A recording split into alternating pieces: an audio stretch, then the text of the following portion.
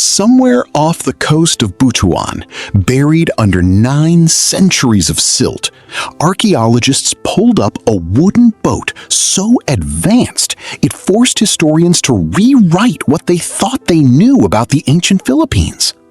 It was not the boat that shocked them most.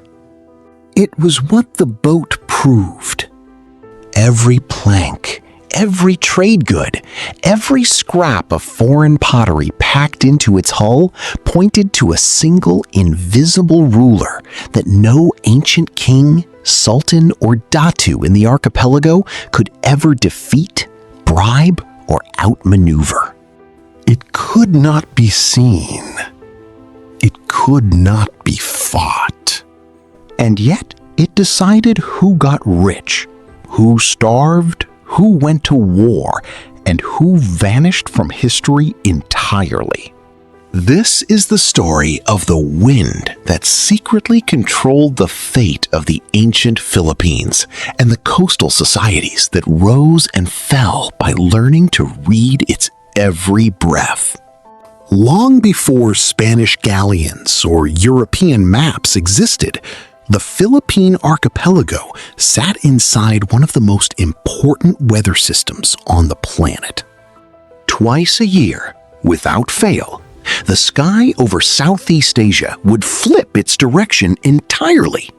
From around November to April, a cool, dry wind called the amihan swept down from the northeast, carrying ships from China and northern Asia toward Philippine shores.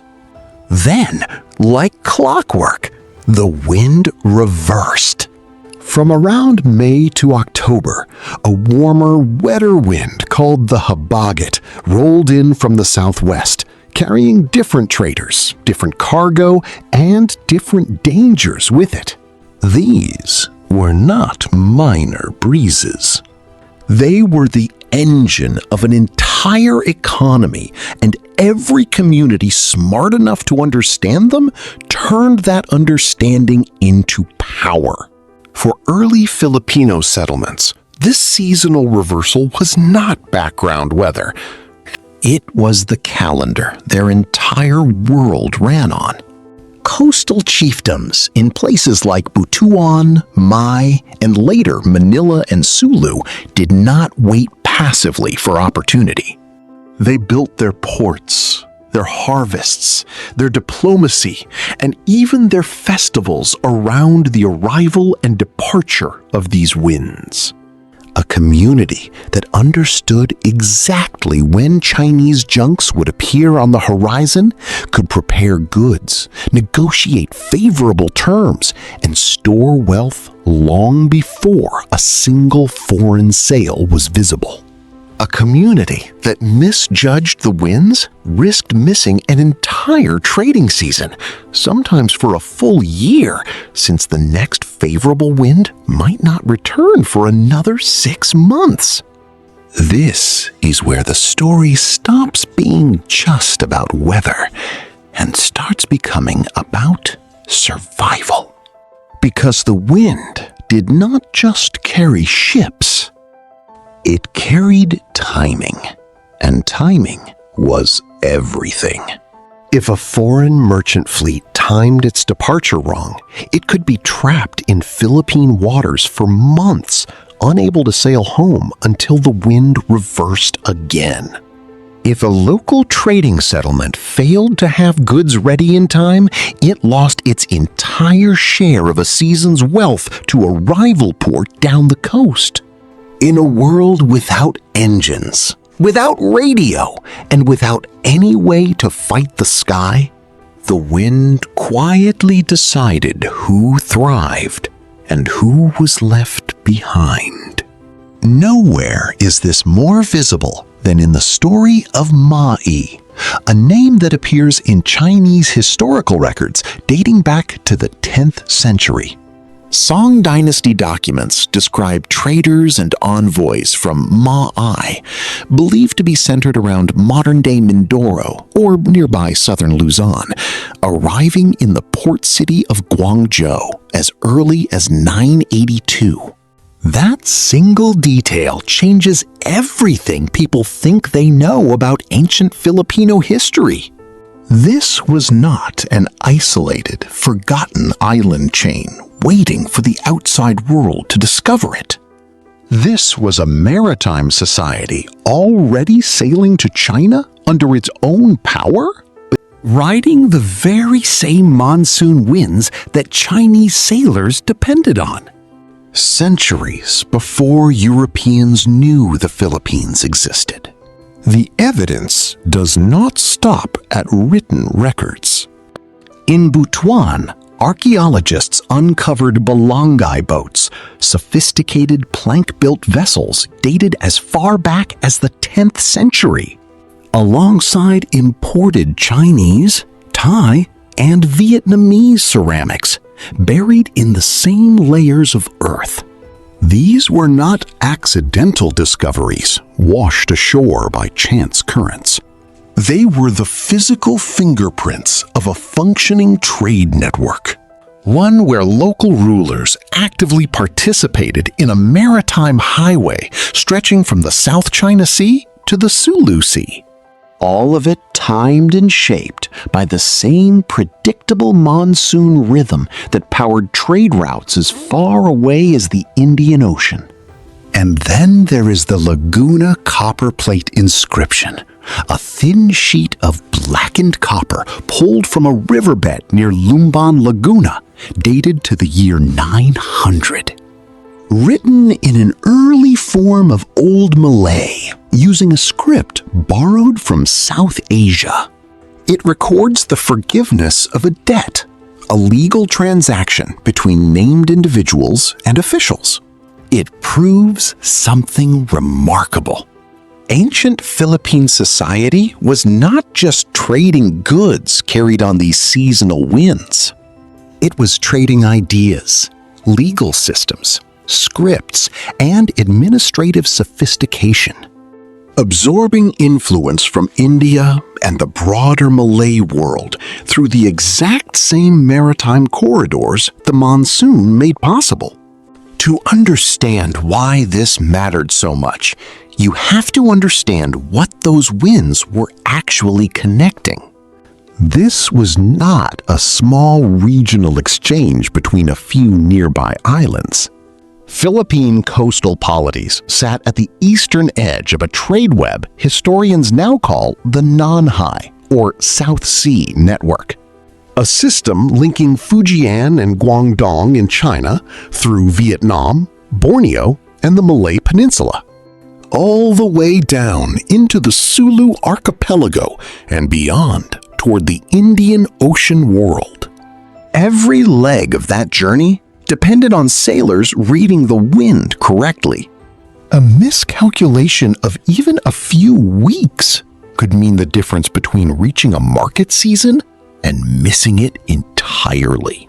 The goods themselves tell their own story of ambition and value.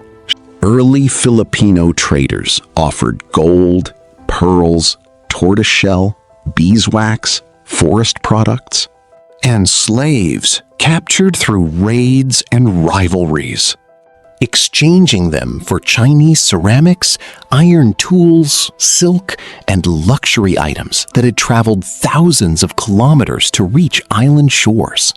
Later, as Islamic sultanates rose across Southeast Asia, places like Sulu became deeply woven into trade networks stretching toward Brunei, Malacca, and eventually the Middle East. Still governed by the exact same seasonal wind pattern that had shaped Filipino trade for centuries before Islam ever arrived. That wind pattern had names, and those names still exist in the Philippines today. Amihan, the cool, dry northeast monsoon, was not treated as a mere climate label. It was personified in folklore as a spirit, a force with character and will, something ancient communities respected rather than simply endured. Habagat, its warmer, wetter southwestern counterpart, carried its own reputation, associated with heavy rains and rougher seas. These were not abstract meteorological terms invented by modern scientists. They were lived realities, deeply embedded into the language, mythology, and daily rhythm of coastal life for well over 1,000 years. Picture a harbor in Butuan, sometime around the 11th century. As the amihan begins to strengthen in the final weeks of the wet season, word spreads through the settlement that foreign sails have been spotted on the horizon. This is not a surprise. It is an appointment the entire community has been preparing for. Gold has been smelted and shaped. Pearls have been gathered from Sulu waters over the preceding months. Forest products have been collected from inland trading partners who themselves depend on the coastal chiefs to convert their goods into foreign luxuries. Everyone in this economic chain understands one unspoken rule. Miss the wind, and the entire year's labor waits in storage until the sky decides to cooperate again. This dependence created a strange and powerful form of leverage. Local rulers along the Philippine coast were not passive recipients of foreign trade. They were gatekeepers who understood something foreign merchants desperately needed: safe harbor, fresh water, and provisions while waiting for the wind to shift back in their favor. A merchant fleet caught on the wrong side of a monsoon transition could be stranded for months. And every day stranded meant depending on local goodwill for food, shelter, and safety. Smart Filipino chiefdoms turned this vulnerability into diplomatic and economic power, extracting better terms, forging alliances, and sometimes absorbing foreign customs, technologies, and even religious ideas as part of the exchange. But power built on wind is also power that can collapse without warning. When storms disrupted the predictable pattern, when a season's rains failed to behave as expected, entire trading relationships could unravel. A settlement that built its wealth and prestige on being a reliable stop along the monsoon route could lose everything if ships stopped coming. Whether because of storms, piracy, shifting alliances elsewhere, or simply because a rival port learned to read the winds better and offered a faster, safer route. In this world, geography alone did not guarantee prosperity. Timing did. This is also where the wind quietly shaped conflict, not just commerce. Raiding fleets across the Visayas and Sulu understood the same seasonal patterns that merchants did, using favorable winds to strike distant coastal communities and return home before conditions turned against them. The same predictable rhythm that built trading empires also armed the fleets that threatened them. Slaves captured during these seasonal raids became trade goods themselves, funneled into the very networks the monsoon made possible. A brutal reminder that the wind did not choose sides between prosperity and violence. It simply made both possible on a schedule. By the time later Islamic sultanates like Sulu rose to prominence, the underlying rule had not changed in centuries. Wealth still moved with the wind. Political power still clustered around the harbors best positioned to catch it. What had changed was scale. Trade networks now stretched further, linking Filipino ports to a wider Islamic trading world reaching toward the Middle East. Still governed by that same seasonal switch between amihan and habagat. that had shaped coastal life since at least the 10th century, and likely long before any written record captured it. What makes this story so compelling is not simply that ancient Filipinos understood the monsoon. Many maritime societies across Asia did. What makes it remarkable is how deeply that understanding was woven into everything. From mythology, naming the wind as a living force, to legal inscriptions recording debts settled during trading seasons, to entire settlement patterns built around harbors positioned to catch foreign sails at exactly the right moment. This was not a society waiting on the edge of history for outsiders to arrive. This was a society actively shaping its own fate. By mastering a force most people today never think about at all, modern climate science can now explain precisely why the amihan and habagat behave the way they do. Tracing the pattern to temperature differences between the Asian landmass and surrounding oceans. The same mechanism driving the broader monsoon systems that shaped trade from East Africa to India to China. But knowing the mechanism does not diminish the achievement of the people who mastered its rhythm. Without satellites, without instruments, and without a single written weather forecast, they read the sky, the currents, and the behavior of birds and waves, passing that knowledge down through generations of sailors who staked their wealth, their alliances, and sometimes their lives on getting it right.